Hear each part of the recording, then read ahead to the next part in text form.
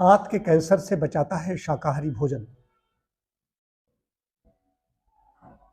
एशियाई जो देश है, इन देशों के चिकित्सकों की एक मीटिंग हुई, सभी ने अपने उसमें पर्चे प्रस्तुत किए।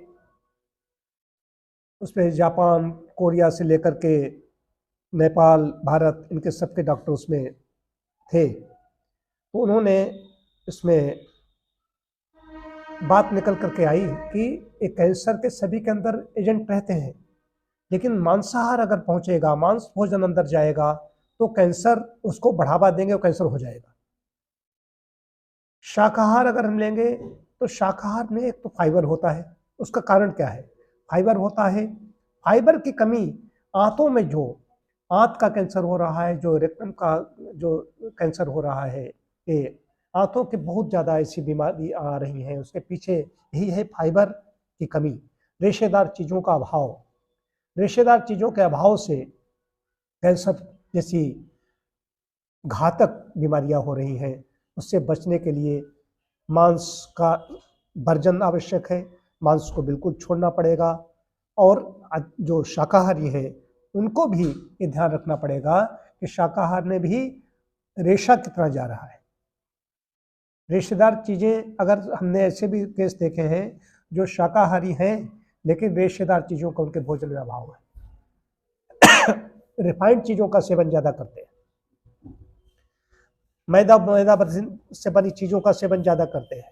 आटा उनके यहाँ अगर जाता भी है, गेहूँ पिस करके गए हैं तो आटा की भूसी निकाल करके मवेशी को डाल देते हैं, फेंक देते हैं।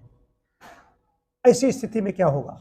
तो फाइबर की कमी से हो रहा है। तो सम्मेलन में जो मुख्य चीज आई, इस जागरूक करने के लिए उन्होंने था, उन्होंने कहा मल द्वार के कैंसर से बचाव के लिए, आंतों एवं मल द्वार के कैंसर से बचाव के लिए जन चेतना और जन जागरण को चिकित्सा विज्ञान का आवश्यक अंग बताया। उन्होंने कहा ये पहले से ही अगर अब जानकारी हो तो इससे हम बचे रहेंगे। सम्मेलन में जानकारी दी गई कि शाकाहारी भोजन की परंपरा के फलस्वरूप भारत में बड़ी आंत के कैंसर के मरीजों की संख्या विदेशों में पाए जाने वाले मरीजों की संख्या की तुलना में कम है। मतलब विदेशों में आंतों के जो कैंसर हुआ है ज्यादा हो रहा है, भारत में कम है। उसका कारण पाया गया कि भारत में शाकाहारी लोग अभी भी बहुत ज्यादा है। तो उसमें परसेंटेज निकाली गई इसकी कि कितनी कितनी, कहाँ कहाँ, कैसे कैसे, क्या है। तो इसमें जो उन्होंने अपने पेपर प्रेजेंट किए थे, पर्चे प्रस्तुत किए थे, उसमें चीजें आई। तो मुख्य रूप से शाकाहारी भोजन, शाकाहारी में भी जो भी फल सब्जियां और अन्न भी है, तो साबुत अन्न, मतलब पूरा अन्न अंदर पहुंचना चाहिए। जैसे गेहूं है तो गेहूं मैं बड़ा कहता रहता हूं, पहले भी कहा है, जैसे एक घास है, गेहूं एक घास है, उसमें गेहूं का दाना लगा हुआ है, ये कंप्लीट मनुष्य के लिए है। उसको छान करके उसकी भूसी फेंकना गलत हो जाएगा। और नीचे का भूसा पशु के लिए है। पशु जो है उसको सेलुलोज को पचा देते जाते हैं। अब भूसी हमारी आंत पचाएगी नहीं, भूसी आंत पचाएगी नहीं, तो भूसी क्या करती है? नारियल के झाड़ू का काम करती है, आंत को साफ कर देती है जाकर के। तो शाकाहार में फाइबर ज्यादा है, इसलिए आंतों का कैंसर नहीं होता। तो शाकाहारी भोजन अपनाएं और आंतों के रोगों से, सारे रोगों से बचें, लेकिन विशेष रूप से मल क्रिया ठीक रहेगी, आंत साफ रहेगी, पेट साफ, रोग साफ।